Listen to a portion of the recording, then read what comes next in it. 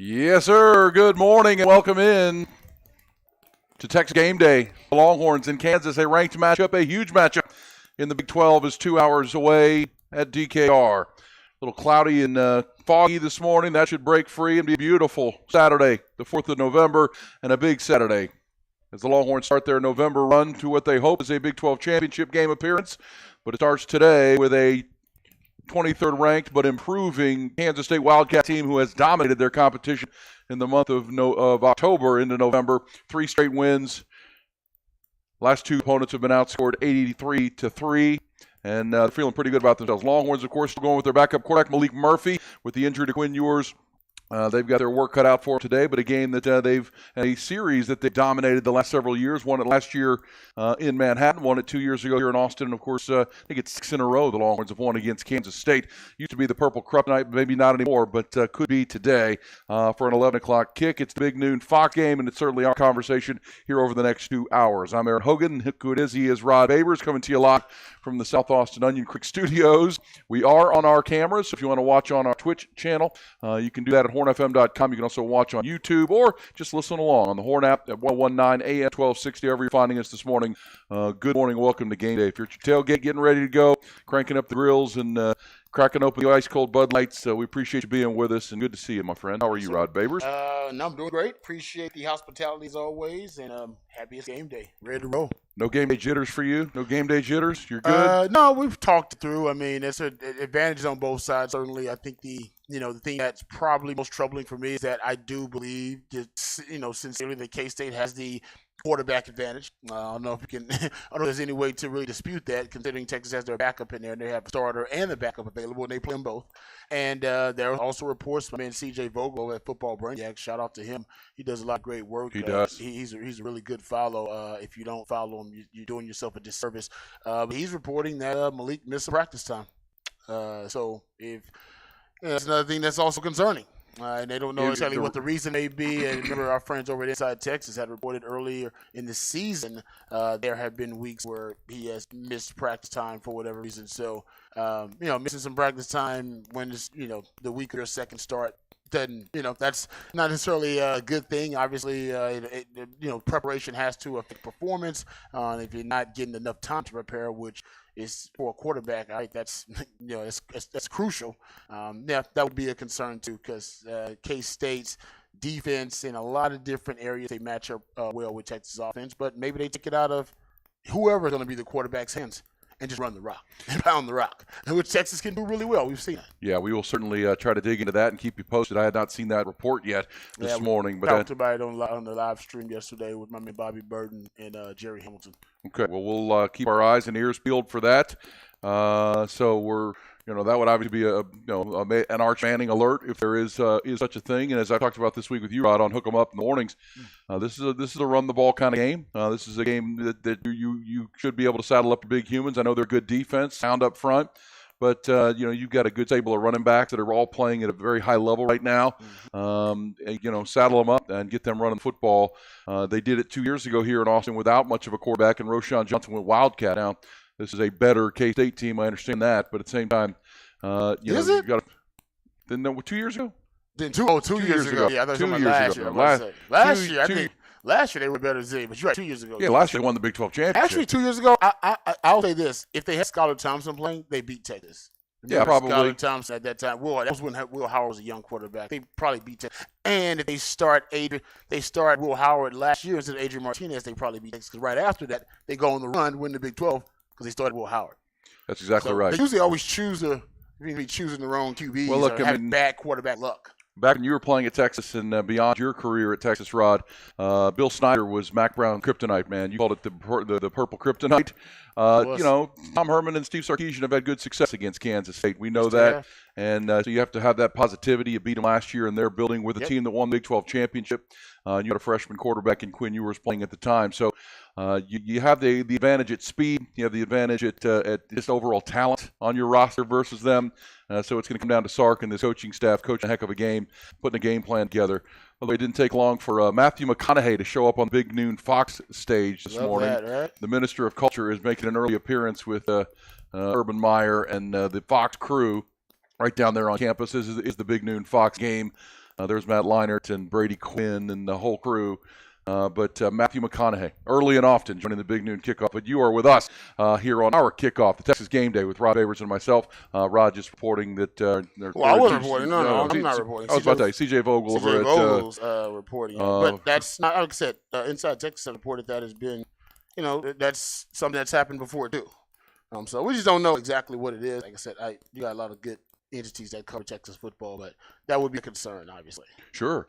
With Malik Murphy, because he needs as many reps he can get. If he's missing game practice time for any reason, illness or an injury, then that is. But it also would give more rep time to Arch Manning, who may see some field time today if that is indeed the case. But red zone focus, you talked about all week, Rod, that if Longhorns don't win this game, the red zone will probably be the reason why. That'll probably be the biggest issue. The red zone, inefficiency or just poor play in the red zone, not able to punch in touchdowns from inside the 5 and 10 yard line. That's going to be a focus today. Obviously, it's been a focus in practice this week. I know Sark has continued to drill down on it, but it's one of those things. You're 2 months into your season now. You are what you are. You can continue to improve it, but this is a game. It's a big game, Rod. Whenever we talk about big games, you and I, it's about breaking tendency for you. Mm-hmm. So this is, Sark has to break his own tendencies, not be stubborn about it, and then, in his own mind, these plays will work. These plays will work eventually. No, break tendency. Do something they haven't seen yet. Break something out of that Red Cat package, the Savion Red package that they've used. Okay. Something new out of it. Maybe spread it out. Maybe hand it off. That might be something that's new to one of your running backs. And I've been kind of pounding the table this week for Keelan Robinson to get more opportunities with ball in his hands. I just feel like every time he does, something good happens, whether it's returning a kickoff. They handed it to him last week out of that diamond package, and he went for 17 yards, broke some tackles into the second level. Would love to see that, but this is a game plan game against a really good team. What has been for you watching the film the biggest improvement for K-State? What has really changed their season from a team that's sitting at 2-2 at one point this year with losses to Missouri and at Oklahoma State? Now they've reeled off 3 straight wins. They beat Tech with a dominant second half. That's when Avery Johnson, the freshman quarterback, jumped in, and then back-to-back victories now over Houston and TCU that were completely dominant. What's been the big key? Is it Avery Johnson? Yeah, you just nailed it. They added some juice. There's multiple things that adding Avery Johnson to the mix does. Obviously, it boosts your running game because quarterback run game. We talked to Coach Sanders of Vandergrift about it, and he basically implied that it's the best cheat code in football, right? And they got 2 of them, right? Guys who are dual threat quarterbacks. So it did juice their running game. There's no question. And I talked about this as a defensive coordinator. I have to have 2 game plans now. So all my practice time, all my preparation time now is split. All my meeting time is split. I got to have an Avery Johnson game plan. I got to have a Will Howard game plan. And they do run them a little bit different. Avery Johnson loves to attack the edges, doesn't really run in the interior. I don't think either one of them is going to run in the interior against Tavondre Sweat and Byron Murphy. But you do have to have 2 game plans ready for those guys. And your players all have to be in sync, hive-minded when it comes to those game plans and how different they be. So already you're at a disadvantage because my practice time, my prep time, my meeting time is split. Because I got to prep for 2 quarterbacks. They play 2 quarterbacks. And in addition to that, you played the great sound yesterday of Bobby Knight on our boarding show, right? And it's great sound of talking about the greatest motivator is ass meets bench. Right? Ass meets bench. Ass meets bench. Greatest motivator. I was like, bitch retains ass. Ass sends a signal to brain that why am I on the bench? Because you're making bad decisions, not playing well. And then, of course, ass gets off bench, plays better, makes better decisions. He talked about how it's the greatest motivator. It's brilliant. I didn't do it justice, but it's awesome. You should go look it up and Google it. But that's what's happening to Will Howard.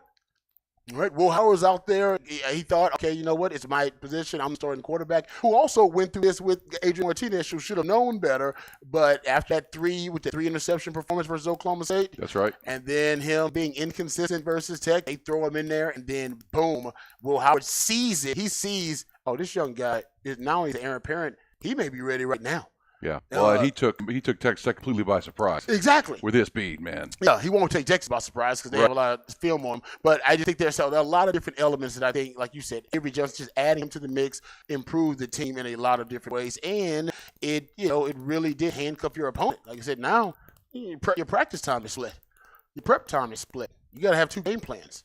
All that stuff usually focused on one individual, one quarterback. Now he focused on 2. Yep, and that's a great point. You only get 20 hours of practice time on the field per week, and on the field and in study. And these guys on the defensive side are going to have to do some extra prep this week, without a doubt. Now, I do think that the veterans on this team, the Jalen Fords, the Jedi Barons, they've seen Will Howard. They kind of know who he's about. Mm-hmm. They've faced him a couple times now. Yep. It's Avery Johnson that you really got to focus on. And as you pointed out, that your guy Matt Butler on the Longhorn Blitz podcast did the numbers and.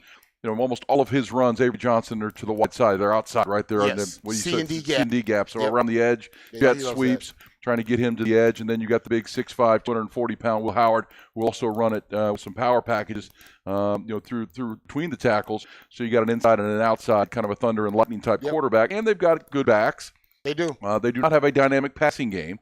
That's the one thing that, if you're talking about the Longhorns this year and their defense, they've struggled with dynamic passing games, including, going back to the Alabama game. Jalen Milroe, his best success was getting up over the top. Downfield, you're right. Getting the safeties in coverage. He had a good D-ball, so I wonder if they'll test that. Yeah, they will. Well, that's not their identity, though. Well, but got to break tendency. Yeah. You got to think Chris Klieman's tired of losing to Texas, and that is been susceptible, right? If you get Jaron Thompson locked up in the right matchup, if you get Keaton Crawford can get taken sometimes. You got to think you're going to hit a couple big plays if you can, because everyone is able to. Sucked into the run. If you're Texas, there are downs where you're going to have to go all out to run. I think it should be first down. I'll invite them to throw it on first down and give them some of those favorable matchups. I think Texas actually matches up well on the outside.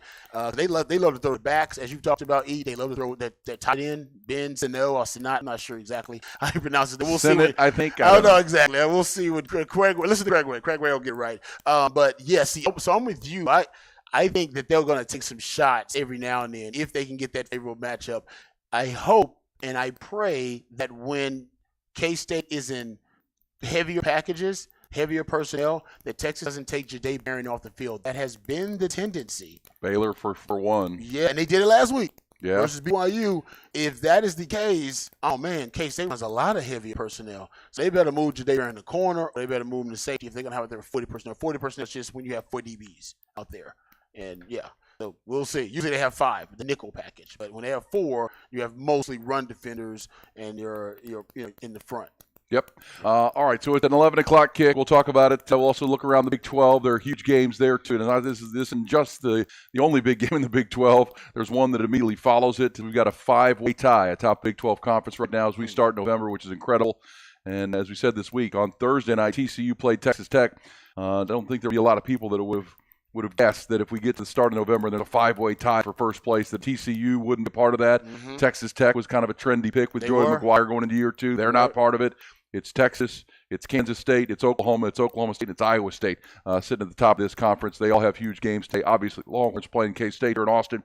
Oklahoma will be at Stillwater in the final bedlam for a while, maybe ever. And then Iowa State will host Kansas tonight. Kansas is 3-2 in the conference and fresh off a big win over Oklahoma, knocking them from the ranks of the unbeaten this past Saturday in Lawrence, Kansas. So TCU's taking the Texas route. Yeah. Last time a team, went to national championship game and lost, and then didn't even make a bowl game the next year. Yes, I believe it was our Longhorns. Well, let's not talk about that, right? No, right? That's the route they're going, right? They don't make a bowl game. Yeah, you're right. You're right about that. All right, we appreciate our folks already texting in on game day. Our text line is open as usual, 447-3776 is our weekday text line. It is also our Saturday game day text line as well. Yes, sir. Bring that. You also can watch the show if you're able to on YouTube or Twitter. Twitch. Twitch, which is at our website. You go to hornfm.com and look at the upper right and corner. It's not Twitter, it's X. I don't know. Old man. Come on, Elon Musk. I know. I still call it Twitter. Come on, Elon. I'm just on it right now, and I see the X, and I'm like, I guess it's supposed to be X, but you can't. There's no way to say I'm Xing something. I don't know. No, you still say I'm tweeting. I'm tweeting. It was a tweet. I like the Tweety bird, little blue bird. I loved it, man. I think his name was Larry too. Is that right? I believe. His dad's name is Larry. I think, because I don't know if it was for Larry Bird, but oh, great. Somebody told me that his name was Larry. And obviously it's dead now. All right. Well, if you're at your game day tailgate, fired up and watch or listen, you shoot us a text, say hello, send us a pic, and we're ready to roll because we're getting ready for Texas and Kansas State. Biggest home game of the year for the Longhorns. Ranked matchup here with the Big Noon Fox crew in town as well. We'll come back, get you some scores, get you around the high school scores from last night as well. Got teams clinching playoff berths, obviously, the final week, Friday of the regular season. Get you some details on that. Preview the big day of college football. Talk Texas K-State with you all the way to kickoff here on the Horn, 101.9 AM 1260. Streaming on the Horn app and at hornfm.com. Yes, sir. Tourism is happening, Rod, so now SpaceX is going to be a thing. Mile High Club. Now where we come this 250 Mile High Club. There's all types of ideas I can come up with. How not to impregnate a woman but have sex. How do you do that like zero gravity? What are you doing? Like, Oh, the Kama Sutra. You can explore all different types of floating around. Oh, that's great. the dreidel? Rod B, morning 6 to 11 on the Horn. Mm-hmm. Bud Light suits you, overly dedicated Texas Longhorn. Yeah, that Bobby talked about that on the off stream yesterday. CJ, but I didn't. Well, I think it's like behind their table. And that football ring is not one of those. The CJ Bogle is And so is your Bud Light. Enjoy responsible Texas edition Bud Light beer cans and a super boost in Texas. Yeah, and he picked K-State. Can't bow wow, bring your schnauzer and your shout. Can't bow wow. Can't bow wow, bring your docs and then your Something's wrong. Can't bow wow. There's a physical injury. Can't bow wow. That's what Inside Texas said a couple weeks ago. He had missed some time doing it. That sounds like a consistent off the field issue that you have to address equally. That seems like an injury. It could be. Missing like 1 day a week. Sounds like something like you got.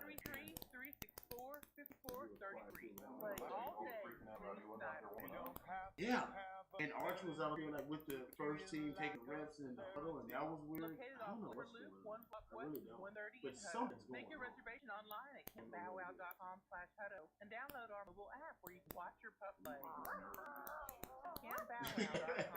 That's what I'm saying. What could it be? Yeah, he's got severe diarrhea like once a week, and he's like, hey, no, he can't go.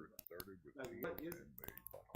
Back in the day, bigger than all grit, determination, and Oh, dude. we broke ground. Hey, basically what this up, Jim Harbaugh's Today, gonna the center of the crest. I think they gonna put it on the person. I don't know if they're gonna say that Jim Harbaugh knew anything or was it all direct? Remember, just because it looks Yeah, I think it seems like that's why they've been quiet. They're trying to get their story together. And I don't think the Big Ten is involved. Because I think the Big Ten's like, nah, man, we need y'all to be good. Mm-hmm. It's happening.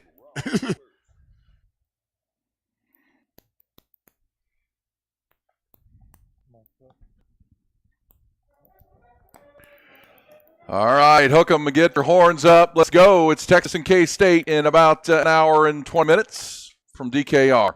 One of two final home games. So if you're enjoying your game day tailgate, enjoy it, man. This will probably be the best weather you'll have. By the way, the final home game, Rod, has been announced as a 6:30 kickoff on the day after Thanksgiving, Black Friday. So a lot of times that's an early kick, but I guess the Big 12 didn't want to compete with that NFL game. It's an NFL game that day, the Jets and the Dolphins. I guess that's a smart move. The NFL going to Black Friday football. Because think about it, before the season, that was Aaron Rodgers. That's right. Well, I remember when that came out. Like, oh, man, what a game that's going to be. Yeah, so I can see that. That's smart. So the Longhorns and the Red Raiders will drop in the nighttime. So obviously we'll have one final pregame show from Mockingbird Saloon down on campus. I like that. It'll be middle of the afternoon, 4 o'clock or so down there. So looking forward to that. But today we are in the South Austin studios. Mockingbird not even open today or until noon. But they're going to open at 11 right for kickoff. So we said, you know what? We'll just do it from the South Austin studios and crank this thing up. and get people ready for this game. Texas and K-State, 11 o'clock. It's one of a handful of fairly important 11 o'clock games today. You got Ohio State playing at Rutgers. In the Big Ten, Texas A&M and Ole Miss will tee off from Grove at about 11 o'clock today. Ole Miss a 3-point favorite. Lane Kiffin has Ole Miss in the top 10 again, Ron, to start November. They're all big for Jimbo now. Yeah. They're all big.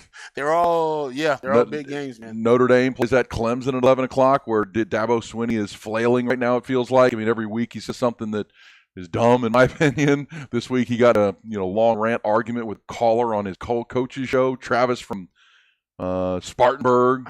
Like Travis, you're part of the problem. Why are they still doing a call-in show? Like an actual call-in show without the calls being vetted? That's crazy.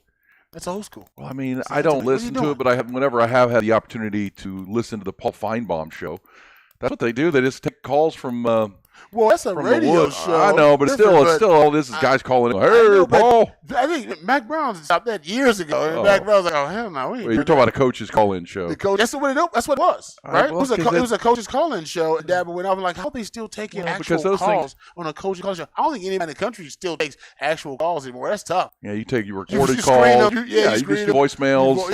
Because it is supposed to be a connection, fans to the coach, and the fans feel like they can talk to the coach. But maybe they hadn't had a bad season in a long time, so it's been a while since they've had to deal with that. Usually it's they're usually calling and fluffing them up and talking about how great it is. Great. I guess you know what? It'll change after this season. They're like, nah, we need the voicemails. I remember when Mac changed his. Exactly. You remember that? Oh yeah.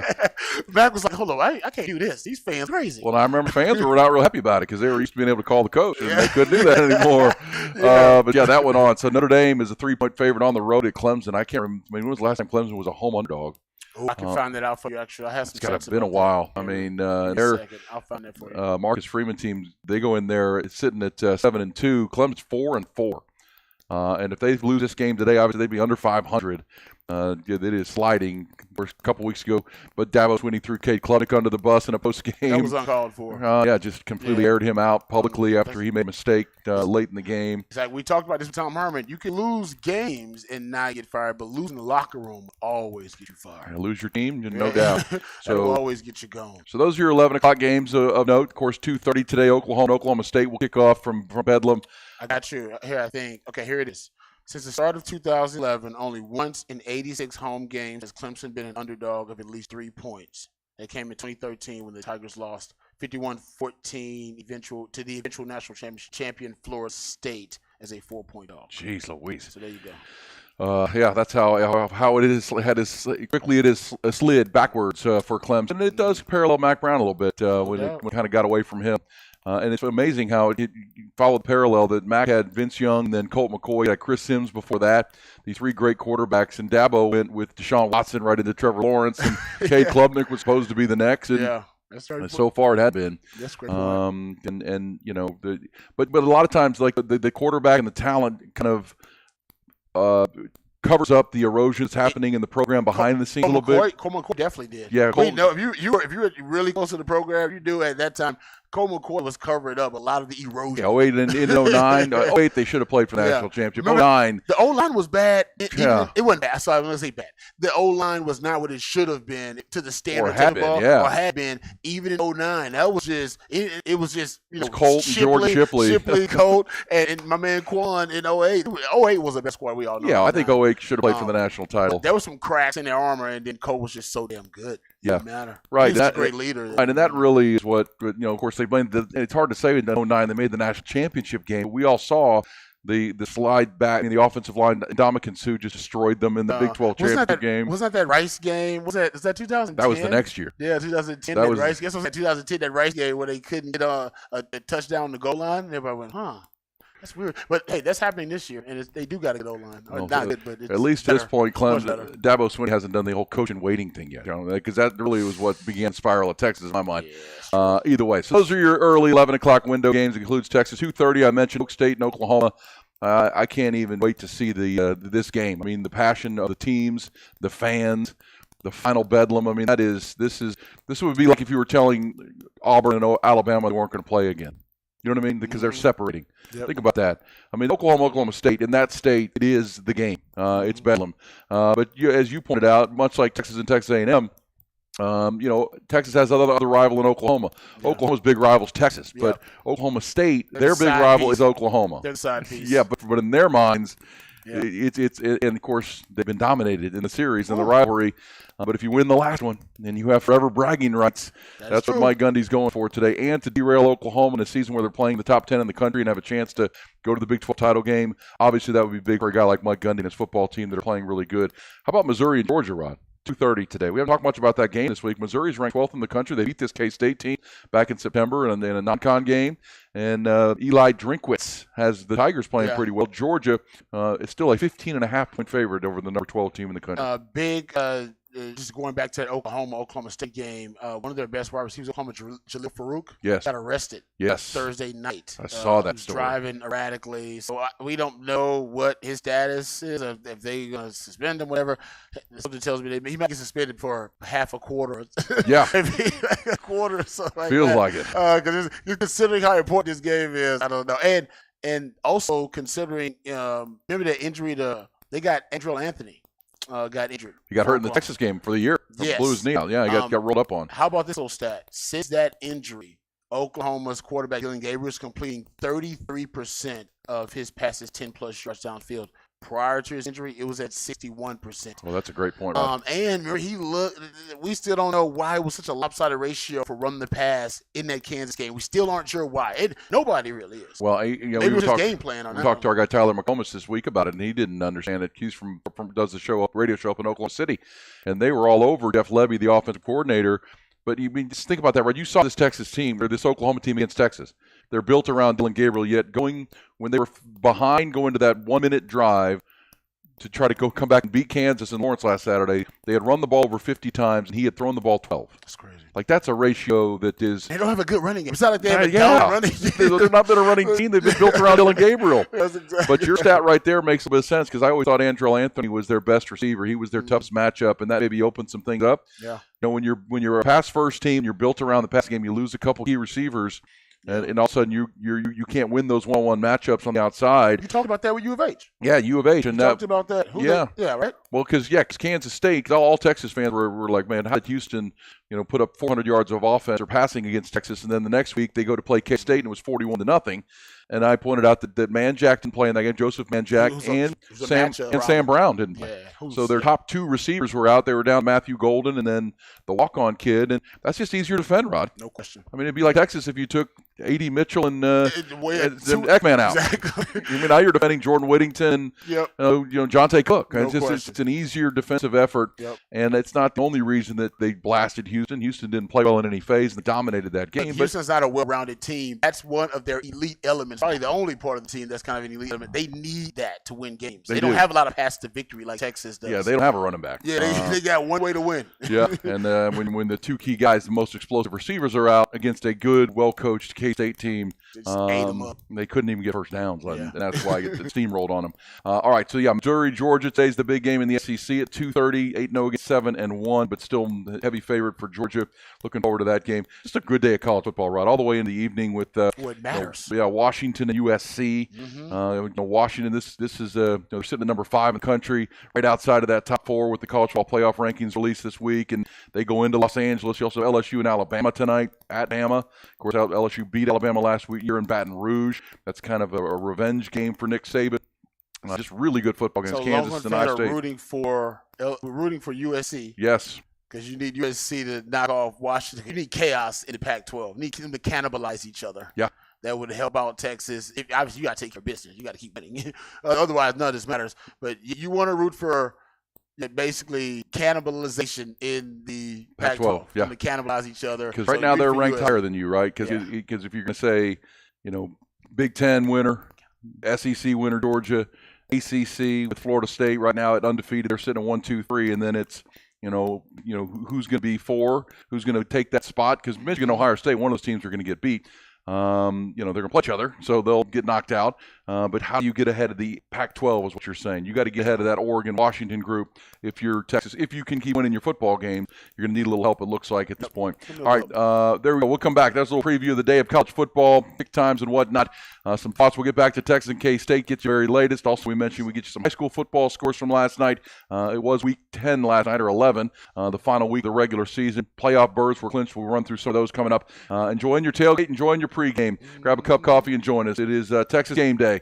Aaron Hogan, Rod Babers here on the Horn, 1019 AM 1260. Stream it on the Horn app and at hornfm.com.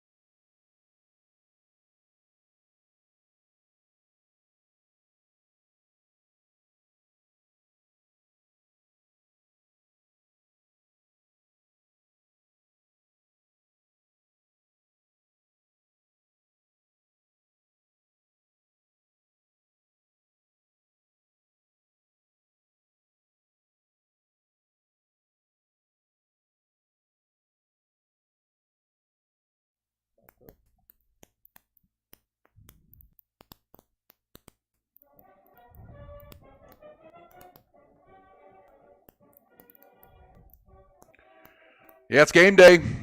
Texas Longhorns, K-State Wildcats coming up. We mentioned Matthew McConaughey made an early visit on the desk with the Big Noon Fox guys, and we'll play you his message to the Longhorn fans and to K-State. Of course, the Minister of Culture motivating the fans early this morning. We'll play that for you. Quick shout-out, though, to some high school football teams around the area.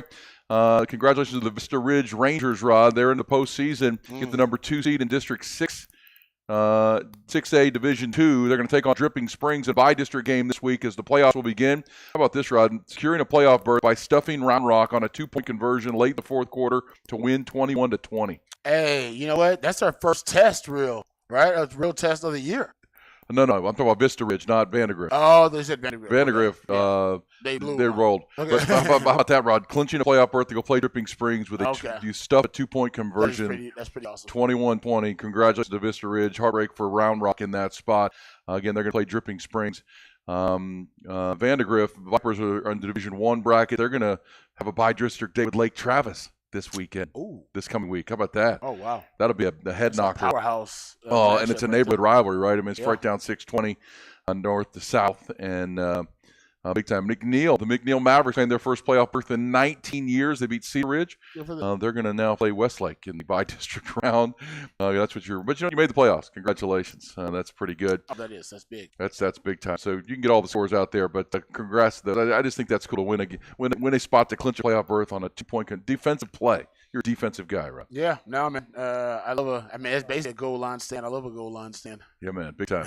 And then, give Round our credit. They went for 2. Said, let's get this thing. Let's go for the win. I appreciate the Go for the win, Coach. The testicular fortitude to do it. So that's your. We'll get to or later in the week on the horn on Hook 'em Up. We'll talk more about these bi-district games. But Vista Ridge, Dripping Springs, Vandergrift, Lake Travis, Westlake, McNeil.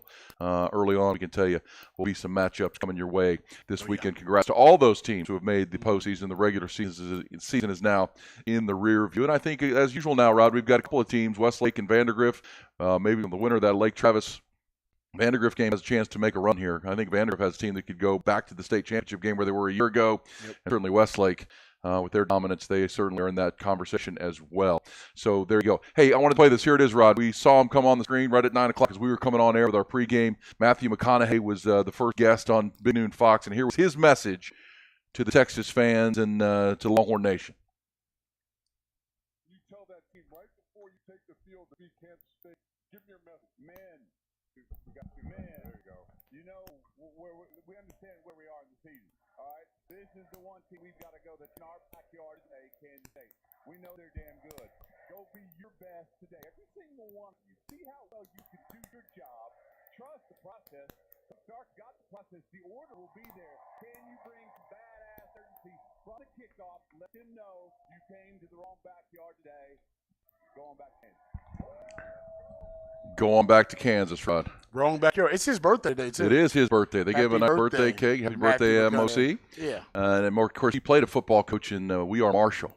Mm-hmm. Did you see that film? I have seen it. Great film. He does a pretty good job. He does. And I remember him talking about in the lead up to that he met with Mac Brown to talk about how to sound like a coach. And, they helped him with some scenes. I sound like a coach. He's definitely got the stance of a coach. You ever seen him out there when he's talking to the team? Oh, he got that leg. He's got he's got this.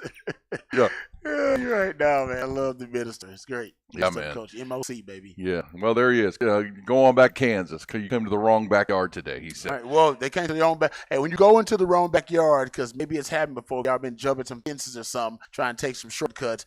When you jump in the wrong backyard, it's usually them dogs that chase you out.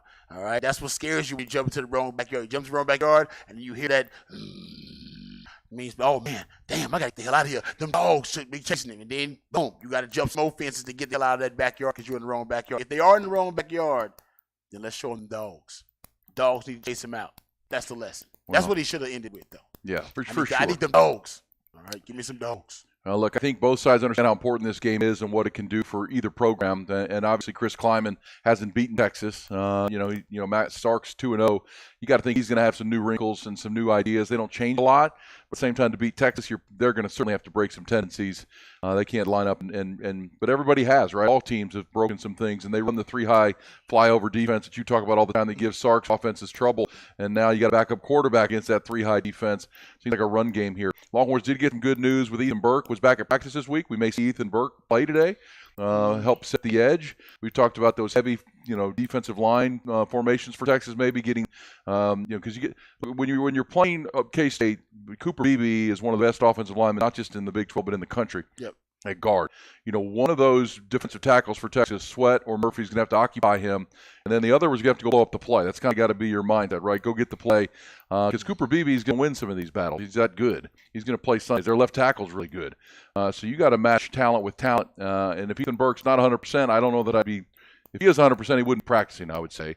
But he was practicing this week, so we'll see if he's out there. But you and I have talked about Alfred Collins maybe sliding out to play end just to give them some more thump on the edges. Vernon Broughton maybe. Just bring some size against a team that likes to run power, especially, as you said, on early rundowns. Try to get it, because you also want to keep your best defensive player, one of your best, Jalen Ford, freed up from traffic so we can run and tackle the ball carrier, right? I mean, You don't want him to have to deal with traffic, so occupy blocks and let your linebackers, especially if it's Ford and then Anthony Hill, Mo Blackwell maybe, running to tackle the backs and the quarterbacks. Keep in mind that, K-State pulls their guards a lot, too. So they're just smart about BB. There will be times, of course, we end up matched up one-on-one with Murphy or end up matching one-on-one with Sweat, and they play some power football. They like to pull him a lot. That's why the NFL loves him. He's such an athletic guy. So they'll pull him and essentially reallocate those resources elsewhere. And it's a really smart way to, put one of your best offensive linemen against potentially a weakness of Texas, which means getting Cooper Beebe on the edge and then forcing those Texas big defensive tackles to chase and to run. That's what Oklahoma did, and they tired them out by the fourth quarter. Yeah. So that's a big part of what they do, and they do a lot of pulling their guards. Texas does as well, pull their guards a lot. But that's one of the advantages to having a guy as athletic as Cooper Beebe. And also to your point about Texas putting out a heavy front, I agree with you. They've shown at times a heavy front. I would, if I am going to do that, I would go heavier fronts on early down, first down mostly. Force them to throw it on first down or stop the run early on first down. If you can do that, get them in second and long and third and long, to me, that's advantageous to Texas. You'll be able to determine who's got the advantage in this matchup in terms of Texas defense versus their offense on third down. If it's 3rd and 3 yards or less to go for a first down, K-State's got the advantage. If it's 3rd and 7+ yards to gain the first down, Texas has the advantage, because that means they got to throw it. And they don't like to throw it. They don't really want to throw it. The quarterbacks are outside of their comfort zone. They're throwing. You would force K-State to beat you left-handed. It ain't what they want to do.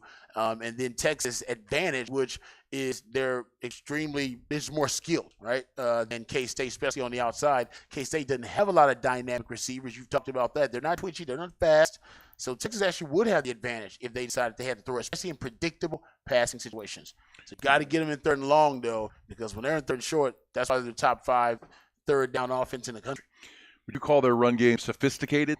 It is, yes, and diverse. Okay. And multiple. It is probably the most diverse quarterback run game in the country. It's one of them. Yeah. Anyway, no doubt. They run everything. They run it all. With the quarterback. They put 2 quarterbacks out there, 2 QBs at the same time, man. They put them both out there at the same time, and they'll run Avery Johnson on a jet sweep because he's the fastest guy on the team. So we got a 2 QB package, which I think they're going to use to do something funky against Texas, too. On our text line, Victor says, no kitty cat today. We need some dogs. We need them dogs. Them dogs going to teach them cats out the backyard. Your own backyard. Also, it's fun to be in November and have these kind of messages. It's one loss Ohio State will trump one loss Texas in the end. Well, maybe, because the argument would be if Texas wins the Big 12, but Ohio State loses to Michigan, that's their only loss. That could be for the final spot. That's fair. I don't know. I think if the Big 10 gets Michigan in, and by the way, Michigan Connor Stallions has left the program. You see that, Rod? Yeah, no, we can't figure out if he's resigned or if he was fired. They're mixed reports. Pretty sure they're going to try to distance themselves from Connor Stallions. I'm not sure how that's going to go for them at this point. He got him a lawyer. I think he's lawyered up, and he understands they coming after him potentially. That guy's going to sing like a canary if they try to rat him out. But yeah, one loss. But you know what? The fact that Texas fans are talking about that right now, that's fun. But more importantly, you got to win this game, because if you lose it, that's how. I mean, you can't even, as Matthew McConaughey just said, you can't put a value on how critical this game is. If you win it, everything's in front of you. Yep. I mean, we start having those conversations because you've got, 2 losing teams left, and then Iowa State and Ames, Iowa, to get to the Big 12 title game. And if you lose this, I don't want to say it all goes away, but man, your chances of playing K-State's now in the driver's seat. Exactly. You need a lot of help if you lose. Oh man, yeah. You don't control your percentage of making that game go way down. Exactly. So it's kind of talking about playing in the Final Four and playing in the Big 12 title game, or Texas Bowl, here we come, or Alamo Bowl, here we come kind of thing. Yep. That's how big this game is, and it's critical. And I think Sark knows it. He's been very intense this week with his messaging. I think he's challenged his team, just knowing if you can get over this hurdle, you've done a lot. You've accomplished a lot through 8 games. You put yourself in a really good place. As Sark has said, we're a really good football team, but we're our own worst enemy at times. We got to play a 4-quarter football games. If they can, they're going to put themselves in that conversation. And again, their win over Alabama is the best win any team has this year to date. Which I think is, if Alabama keeps winning, that win just gets better and better and better. It does. The closer you get to the end of November and into December. So, got to win this game today, though. And backup quarterback will be the challenge with Malik Murphy. All right. Appreciate those messages. It says Nick Saban, guy, still has a call-in show. Nick Saban still takes calls. They're heavily screened. My point is, yeah. you don't get the surprise call. They're not surprised by them. They actually know the callers' names. They're heavily screened. Is my point. And for Dabo at that university to get a call that they're uncertain about and don't know the question. Usually they even know the question. Travis from Spartanburg. Yeah, they know the question. They know the question beforehand. So my point is they obviously didn't have a screener. Or maybe Travis, he lied to the screener and said, whatever. He said something different. Yeah. Whatever. Did reverse Johnny. Yes. Like that's my point. Yeah, they're calling shows all the time, but they're screened. Trust me. My favorite and call-in McBrown show just stopped story. the call-in show altogether. He's like, nah, we'll do No, I something don't else. know. My favorite call-in story ever was Ed Orgeron. Remember when he was at the location and the guy called in and said, "Hey, don't my sister's there on her birthday. Don't be hitting on her." Yes. Like Ed Orgeron essentially threatened to throw him in the swamp, throw him in the bayou with the Gators. He did imply that he's got some people. He knows some people. I know some people. Like, don't mess with me. He was saying, "Don't mess with my sister. She's there." And, of course, man. Ed Orgeron was kind of running around at the time on his way out of LSU. All right, we'll come back. We roll all the way till 11 o'clock in the kickoff. In our next hour, we'll look at the Texas offense against this K-State defense and that 3 down, 3 high flyover defense that Rod has been breaking down, how the Longhorns can attack that. Also in our next hour, before we get out here, Tim Fitzgerald, the insider, been covering the K-State program for 30 years. We'll get his thoughts on this matchup, Texas and K-State today, 11 o'clock at DKR. Coming back, it is I almost hook them up. It's hooking up, hook 'em up crew with Texas Game Day coming back.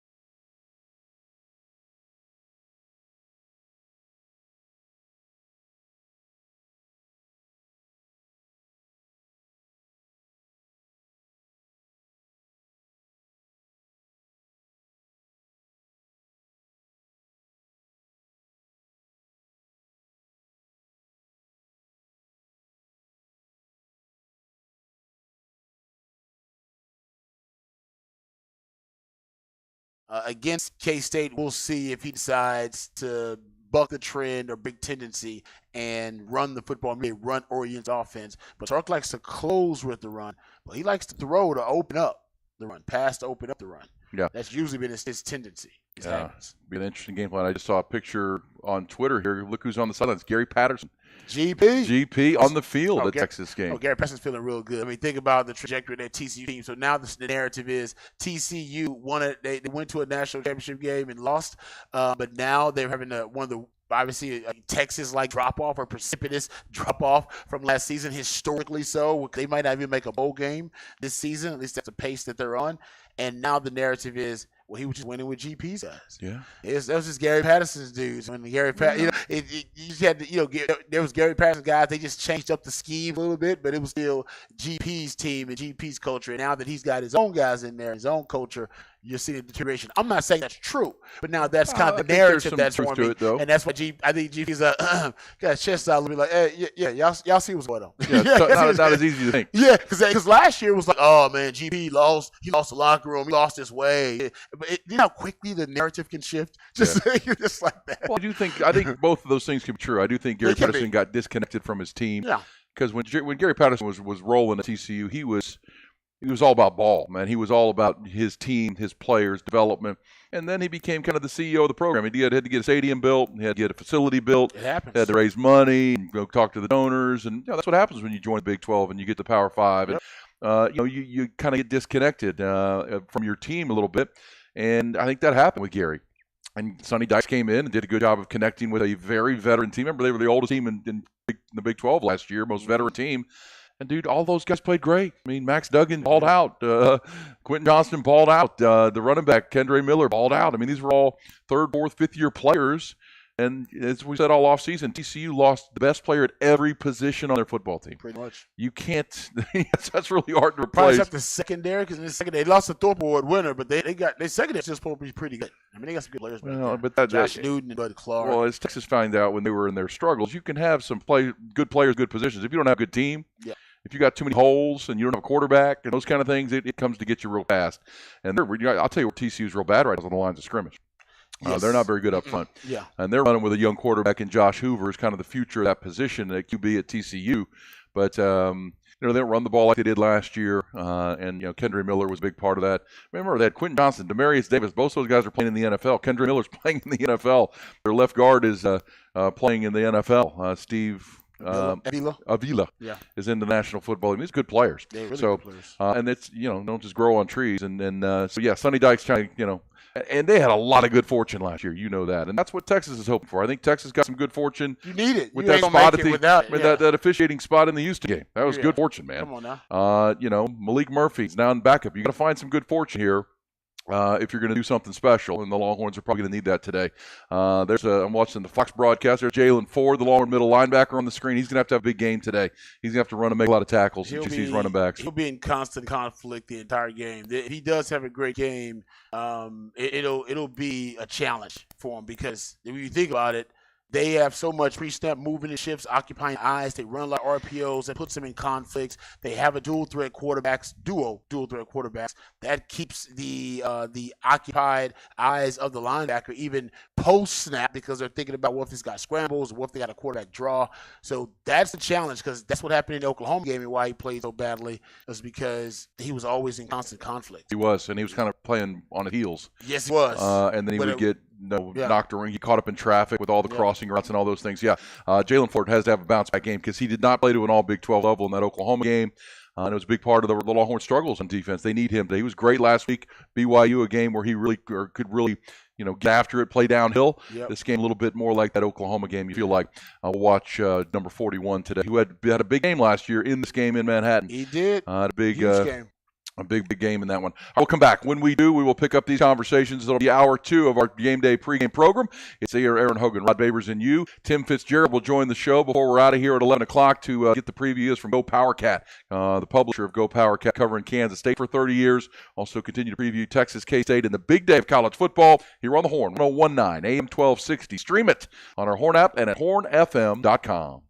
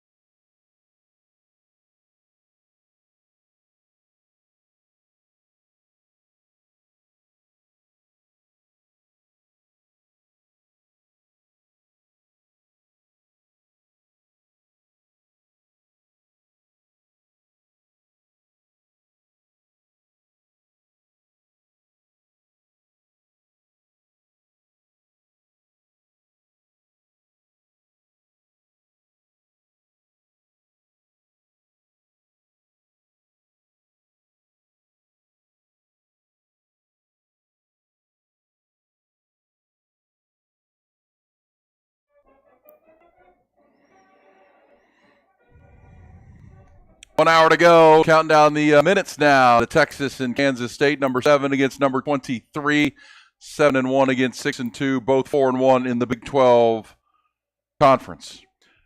Somebody just texted and said, have you guys talked about how scary the officiating crew is? Kevin Marr. Yes. Yeah.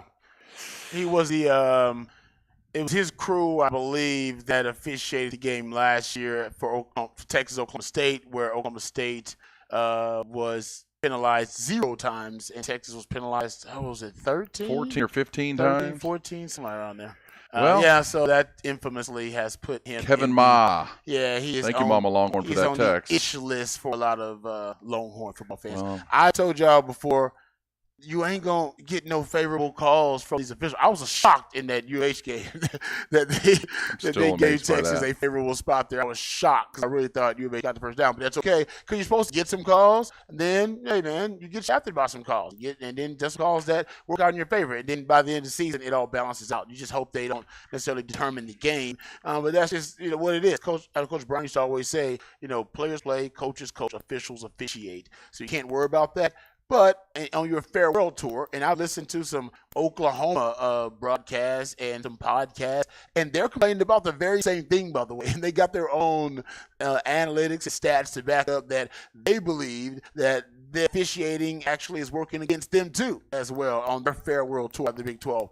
And last season, a lot of Longhorn fans believe that was the case. I believe there were only 5 holding calls, period, last season called against opponents of Texas and Oklahoma combined.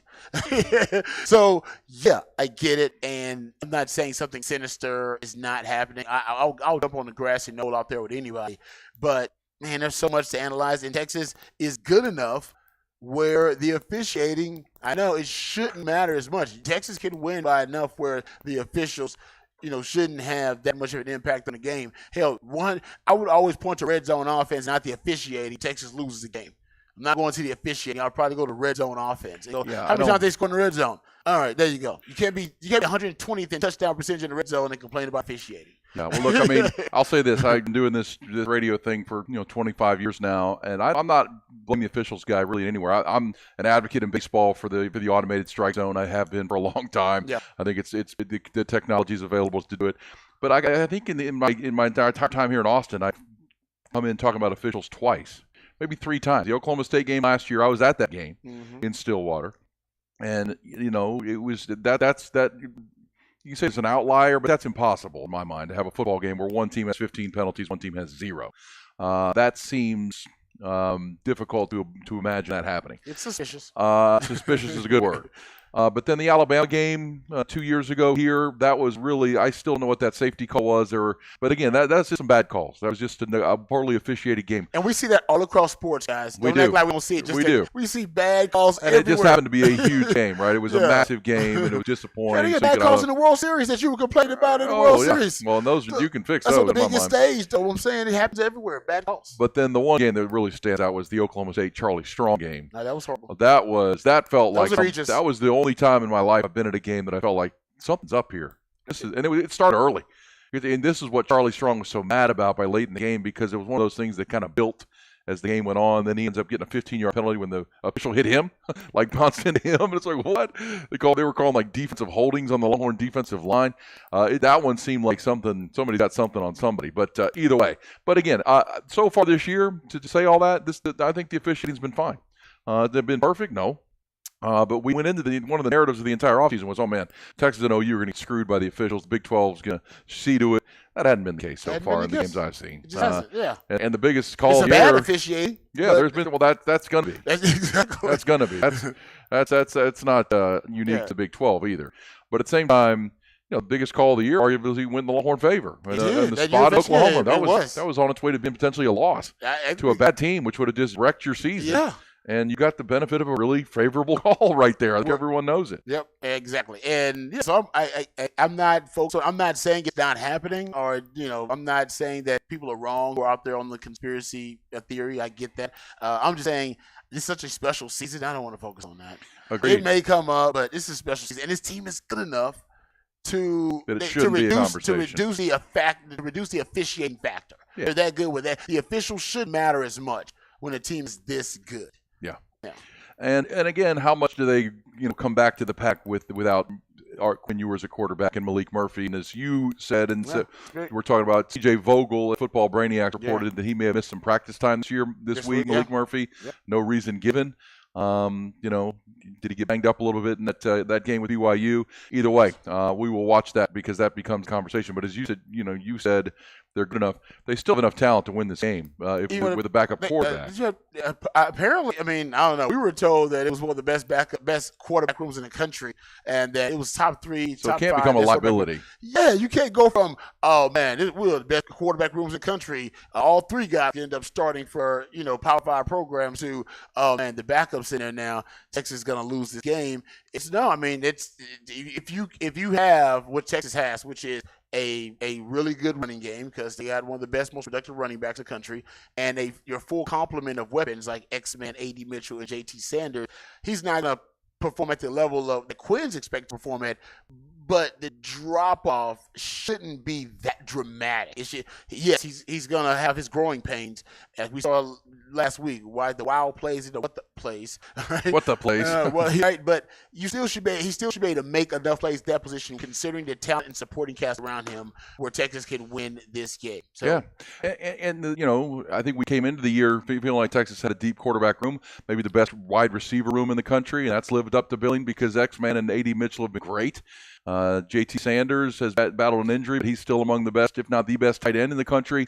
And the thing that's been the biggest surprise is that this running back room has emerged as one of the best running back rooms in the Big 12, maybe in the country. Yes, sir. Because Jonathan Brooks is playing to an all Big 12, All-American level. Game by game, he gets better and better. I'd like to see more Jonathan Brooks today, but C.J. Baxter is going to get his carries. And again, I've pound the table for Keelan Robinson to see the ball some more. We know Savion Red has his own package now.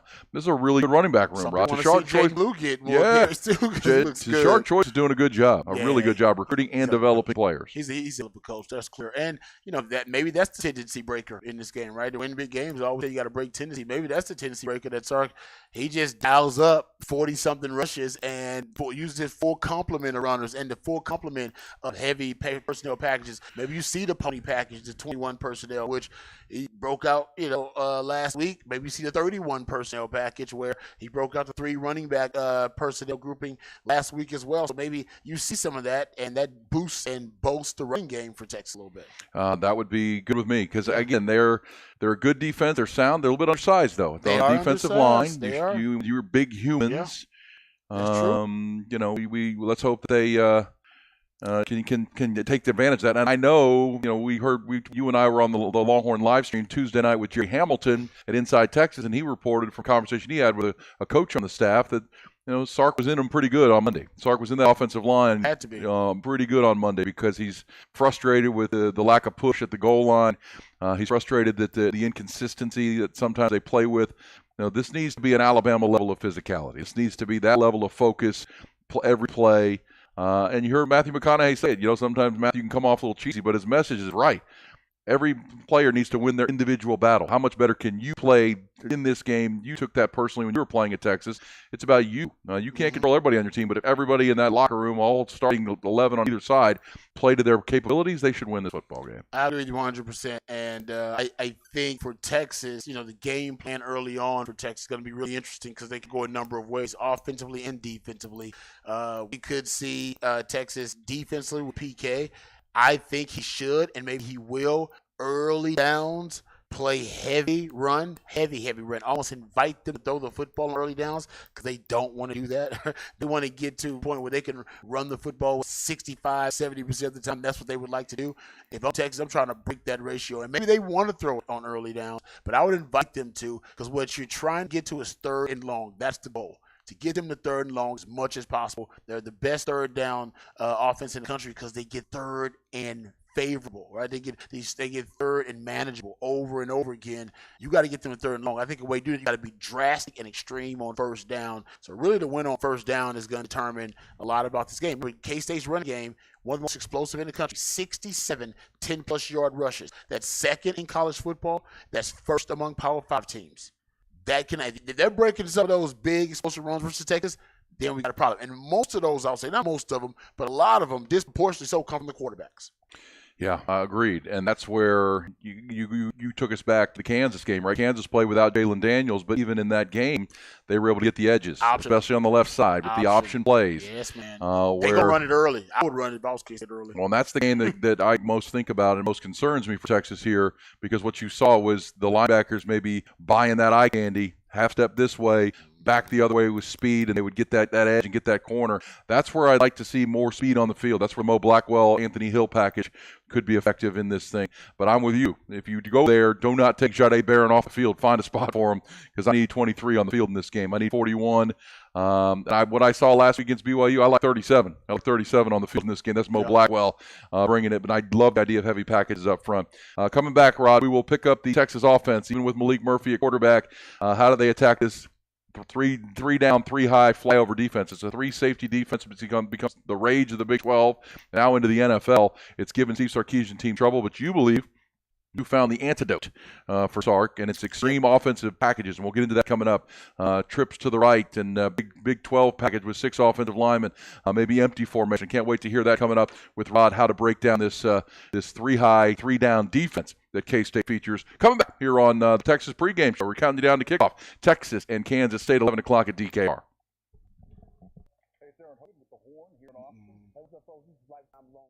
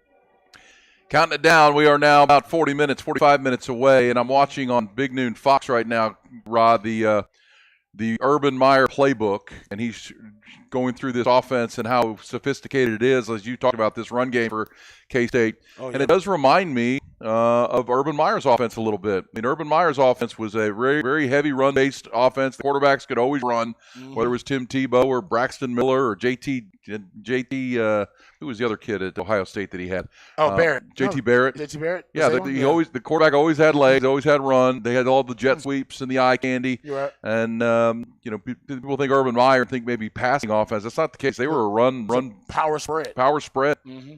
Yep. And it was very effective. And so I'm watching him keenly because he's helping to break this thing down, how Texas attacks it. You just did with some heavy packages. Linebackers have to flow. And discipline. Got to play with discipline on defense today. Good stuff there with Urban Meyer. On Big Noon Fox. I mean, he's kind of a creepy guy these days, but he's a good football coach. No, everybody knows Urban Meyer knows ball. That's not the question. The question is about character with Urban Meyer. Yeah, that's right. But no. I mean, the question for me is with Texas. I think Texas defense early downs. If this will be the conundrum. They try to play heavy personnel and go four D linemen and say they go even 40 personnel, which is 4 DBs on first down to force K-State into throwing the football. Say you want to load the box up. I think that'll work.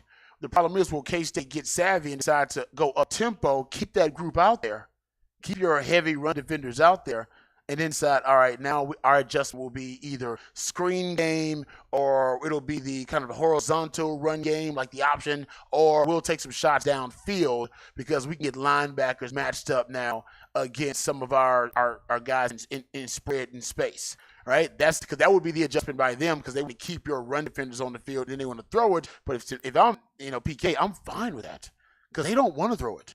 They want to run it. So if you can almost invite them at times to throw the football, I think actually that may be in your favor because that would be them operating outside the comfort zone. That's why I said I would load the box on first down. I'd load up and I'd say, hell yeah, you got man-to-man coverage on the outside. What of it? What of it? What you gonna do about it? Yeah. You gonna take a shot? Take a shot. And it's interesting on Big Noon Fox, they were showing Texas's defense and their alignment against Alabama. And the way that they were able to set the edge and set the perimeter and then can corral Jalen Milroe. Remember, they only had 3 design runs. Yeah. Big difference. Big difference. They only had 3 design. I remember we all came in like, damn, they didn't run Jalen Milroe near as much as we thought. Well, again, that was a good time to catch Alabama because they were still Tommy Reese was still trying to figure out what he had. Yeah. Or Jalen Milroe didn't even play the next week after that game. They have 3 design runs on the first drive. Yeah, before the first down for a quarterback. Yeah, so they're going to be very different. But you're right, Texas did a good job containing him on the edge. Now, there were times we saw a young Ethan Burke or a young Evan Hill, lose contained. For the most part, they did a really good job on that. And I think for Texas, the edges are going to be important. You talked about Ethan Burke. He might play. If he doesn't, how do you secure and fortify the edges if you're Texas? So you're right about that. And let's also say that to the discipline part and then to the patient part, they're going to make some plays. I mean, they're going to get some yards. I mean, it's a football game. And they're good. They're explosive. You are too. And it's about minimizing the damage. Tackling, Sark was very key this week that tackling is critical. As a matter of fact, hey, Nolan, back at the Horn headquarters, our producer, can you let me know when you have the cut on Sark talking about how important tackling will be in this game? It was from Thursday's availability. When you do, let me know. But because it had to be a point of emphasis. All right, here we go, Nolan. This is Sark talking about tackling because I feel like we've heard from enough insiders and folks that there was some kind of Alabama-like prep for this game, one-on-ones, one good on good, real physical, understanding that's what it's going to take to be in this game. But then he was asked about tackling and getting these ball carriers to the ground. Here was Sark on Thursday. It's huge. We recognize this, that they tax you in a lot of ways in their ability to deploy people on the field, utilize some of the RPO game, very tactical in their approach to running the football. But yet they have the physicality to run the football. They've got a veteran offensive line, and they've got 2 really good runners, and they got 2 very capable quarterbacks that run the ball. So we're not naive to think that they're gonna scheme us up on some things. They're gonna have some runs that are available to them. We have to make sure that those runs are limited to what they were blocked for. I say it all the time. Let's let a 5-yard run be a 5-yard run. Don't let 5-yard run turn into a 15 or 20-yard run. How does that happen? That happens, A, if you're out of your gap, okay, we don't fit it properly, and then B, we miss that tackle, okay? So fundamentally, there's the fundamental of being aligned right and reading the scheme and being in my right fit, and then the second fundamental is using the proper technique to get people on the ground. And then the third aspect of that is our effort. We need to populate the ball really well Saturday. So I think all those levels to it, but leveraging the ball, tackling, getting as many white hats as we can in football are all critical. And then ultimately, at some point, getting the ball off. And we've got to create some turnovers Saturday as well. All right, Rod. The numbers are pretty solid for K-State. You've broken the tape on them. 17th in the country in yards per game at 473. Third down percentage is top 10 in the country, number one in the Big 12 at 55%. Points per game 37.5. Rushing yards a game 226, which is good for 14th nationally. Yeah. So they do a lot well offensively, and you're going to have to deal with it. The thing I did point out this week that they haven't beaten a winning team this year. Their wins have come against, again, in the Power 5. They have a win over Southwest Missouri, and then they beat Troy out of the Sun Belt Conference to start the season. But in Power 5 competition, their 4 wins have come against losing teams, and their 2 losses have come against winning teams. Oklahoma State on the road, K-State lost at Missouri on the road. It's a 7-1 team and a 6-2 team. In those games, they weren't as good, and that has to be at least positive for the Longhorn fans that they've gone on the road and lost a couple of these games. Well, Texas is more battle-tested. There's no doubt about that. Texas has proven themselves more. This is the biggest test of the season for K-State, and they failed their other, like you said, other 2 tests against good teams. This is not only a good team, this is the best team they faced. This is the best running game that Texas has faced. They haven't faced a running game, like you talk about, this sophisticated, this multiple, this diverse, with 2 cheat codes and 2 dual threat quarterbacks, and a team with an offensive line, an interior offensive line that also matches up well with your strength on your defense, which is your interior defensive line. So you may see that kind of cancel each other out. If that is the case, then what happens to that Texas defense? How does it look if they don't have the advantage of a war daddy like T'Vondre Sweat, who's the highest graded D tackle by Pro Football Focus in the country and one of the top 5 highest graded defenders right now in the country by Pro Football Focus? He's playing so well. If that's canceled out, what's Texas without him being an impact player? Not saying he's going to have a bad game, but he may not have the dominant performance that he's had because he's going up against another NFL caliber player a lot of the times, or at least half the time maybe. All right, keeping our eye on warm-ups today over at DKR, Rod, because you reported from CJ. You didn't report. CJ Vogel reported that maybe Malik Murphy missed some time. During practice this week, and now people are watching is he warming up. That was the debate last week, so we'll be keeping our eyes on that. Nothing new, according to our insider Jerry Hamilton. He's expected to start as of this time. Of course, Jerry's pretty tied in with the Texas staff and insiders there. So still is expected to be Malik Murphy getting start today. Will Howard will start. Will Howard will start too? Yes, well, for K-State. I mean, not people expect, but Avery Johnson's going to play, but Will Howard's going to make the start just in case. We talk a lot about dual threat quarterbacks. Well, the thing that's interesting about Avery Johnson is he was so dynamic with a 5-touchdown performance against Texas Tech when he kind of broke on the scene. Last week against Houston, he didn't play much. They didn't need him. They were just so dominant against Houston on both sides of the ball. They won 41-0, and he really didn't even need to get on the field. And Will Howard was playing well. So but in this game, knowing they've got a really good defense they're facing, this will be a big challenge for Texas. But you're going to see him because Chris Lyman, he hasn't beaten Texas. So, he's going to break tendency. He's going to do some things and do things that maybe Texas hasn't seen. Every coach has, knowing how talented Texas is. All right, Rod, before we get to this timeout, and we'll pick it up on the other side too, the Texas offense with Malik Murphy at starter, or whoever it is, Arch Manning, if he has to play, attacking this 3-high, 3-down defense. Yeah. You've talked about extreme personnel packages, as you call them, which, define that for the folks. What would be an extreme personnel package? We know there's 11, there's 12, but you're talking about it's extreme anything, right? Just not just extreme formations or extreme personnel groupings. You just want to be extreme. You don't want to be moderate or balanced when you're going up against a 3-high, 3-down defense because their unique elements, the unique strength of the 3-down is the size and distortion. They want to disguise pre-snap, disguise everything, and distort the post-snap analysis of the quarterback, and the 3-high is the best defensive presentation to do that with. And they run the same coverages, run the same fronts and pressure packages as your traditional single high or 2-high. But with the 3-high, it's so malleable that it shifts, and the quarterback can't get an accurate indicator pre-snap, and so you force him to process everything post-snap in the passing game. And in the running game, it's good because the distortion and disguise pre-snap, it throws off the blocking assignments for the offensive players. They don't know, and they sling those run fits from different angles, from different levels of the defense. The run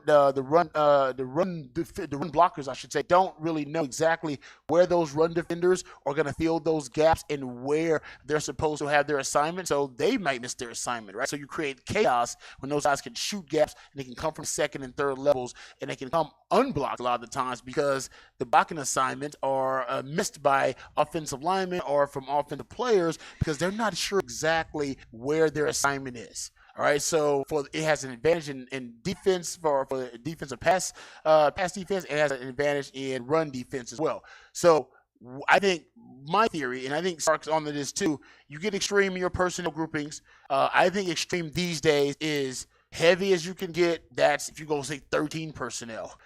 Say you want to go with Texas, they called it that Big 12 personnel with the 6 offensive linemen up there. I think 31 personnel might work. Sark broke that out last week, right?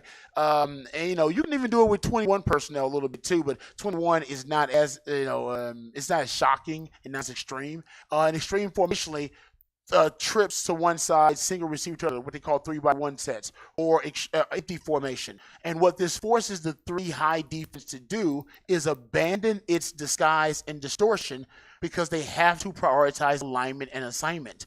Meaning, if you are a really heavy personnel package, whether it be 6 O-line, Big 12 package, whatever it is, or even 31 personnel or 13 personnel, they have to get to their run fits because their fear is that if they're out of position their run fits, then the offense is too heavy and they'll just get bullied out of the way. Right? They'll just run the football downhill on them. And because most 3 high defenses are undersized and filled with hybrid players, they can't afford for the offense to have that huge advantage, such a big advantage, not only in girth and size up front, but also when it comes to the angles to the football. All right, so that's why when it's a heavy personnel group they're dealing with, you'll see them cheat. They'll cheat out of their disguise and distortion pre-snap, try to get to their run fits. And then you know, all right, this guy's responsible for this gap. This guy's responsible for this gap. Then you start to see it, and then the blockers, they know what their assignments are. The run game's much more assignment sound. In the passing game, you get empty formation of 3-by-1, same thing. They have to abandon their disguise and distortion because they have to get to my alignment and assignment. If I don't get an empty formation, don't get to your guy right away, then that's a quick hitting offense. All right, it's a quick hitting concept. You can end up giving up an explosive chunk yardage play. In 3-by-1 sets, it's extreme because you can have that unbalanced formation, and as a coverage, you got to make sure that you're accounting for that unbalanced formation. So you'll see the safeties cheat over so that they can get to their coverage responsibilities in those 3-by-1. It's often leaving that single receiver in man coverage, and they'll zone the other side. So it's just about forcing the 3 high to abandon its disguise and distortion. And you can only do that when you get extreme formationally and extreme personnel groupings. Love it right there from the football theorist Rod Babers, and look for that while you're watching this game. And I personally, when Malik Murphy is your starting quarterback, I like him in empty. So a big, tall guy. Comes up quick. And he's got a good arm. He can put the ball where he needs. And it also helps him read the field a little bit better. I agree with that. Gets a lot of single coverage looks and knows where those safeties will be. We saw last week with a couple of because they shaky throws. Shaky throws. Yeah. I like that for him, and then I like one of the formations I'd like to see, and this is back to extreme, the diamond formation we saw, the 31 with the 3 running backs. I mean, I'm going to make them defend a lot if I'm Texas against this K-State defense. All right. Good stuff right there, Rod. We'll come back. We've got about a half hour to go to the top of the hour and a Texas showdown with K-State. Also coming before we get out of here, Tim Fitzgerald is going to give you the 411 on K-State. You want to talk to someone who's covered this team for 30 years. Tim Fitzgerald is that guy. How good is this K-State team at 6-2? We'll come back. We'll keep it rolling all the way to kickoff here on Texas Pregame with Ian Rod. We're presented by Bud Light.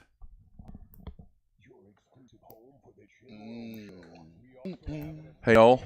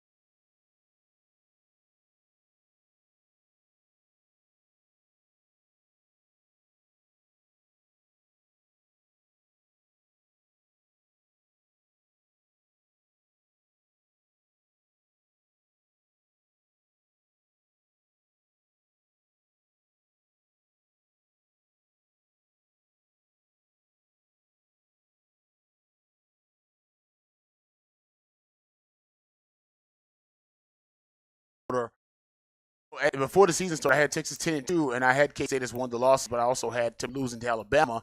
So that changed everything because I had them losing one game in the Big 12, and they would still make it to the Big 12 title game. Now they have a loss already in the Big 12. They lose the Big 12 game, they're going to be out of the Big 12 title hunt. So the truth is, I would pick K-State in this game, but I can't pick K-State because then Texas is out of the Big 12 title hunt.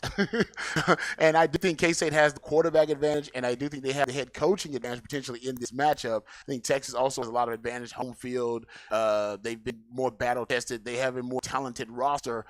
So, yeah, I'm going to pick Texas just because Texas has to make it to the Big 12 title game.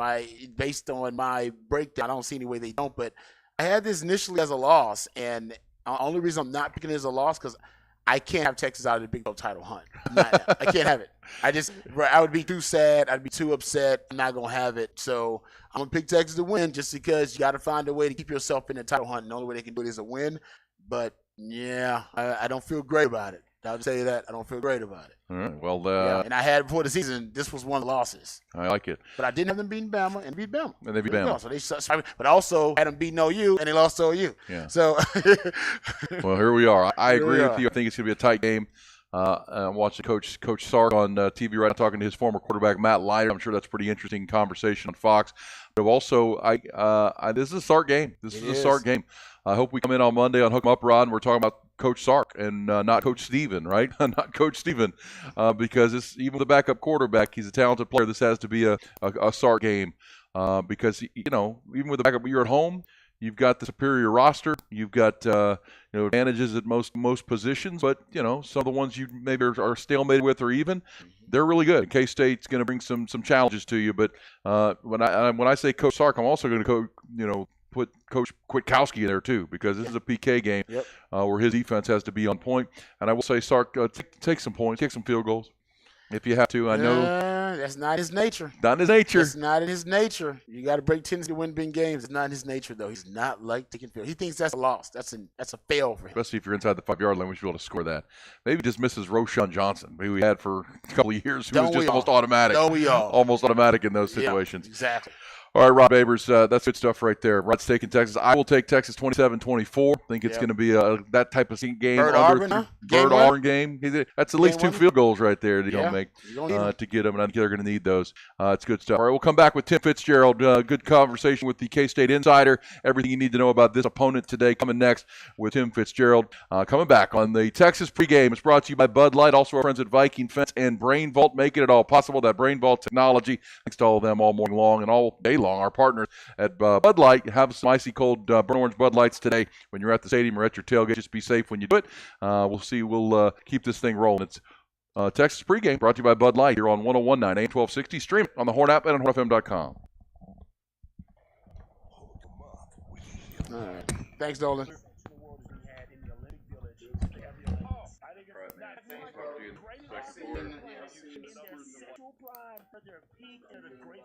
They are having the best sex the world has ever known. Let's do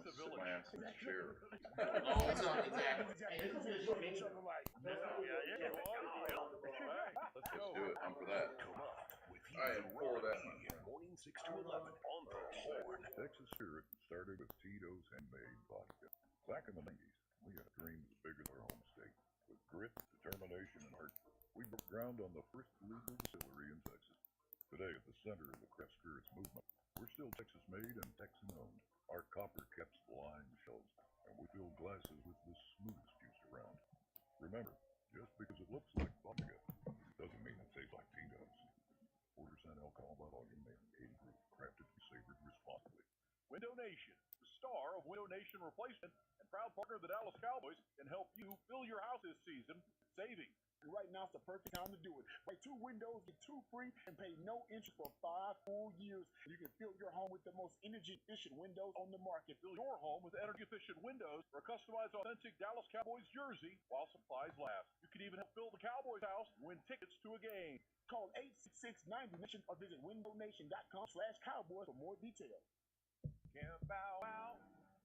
Camp Bow Wow. Bring your schnauzer and your chow. Camp Bow Wow. Camp Bow Wow. Bring your dachshund and your hound. Camp Bow Wow. Camp Bow Wow. We're all having fun now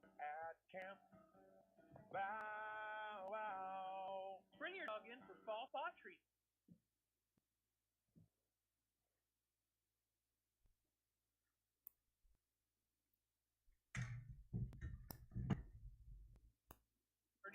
Play all day, snooze the night away. You don't have to have a pedigree to be treated like a celebrity.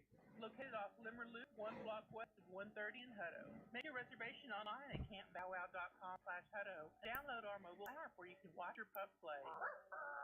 That's campbowwow.com/Hutto. At Camp Bow Wow. Here's our game plan. Now on the Horn, it's the Horn pregame show with Aaron Hogan and Ron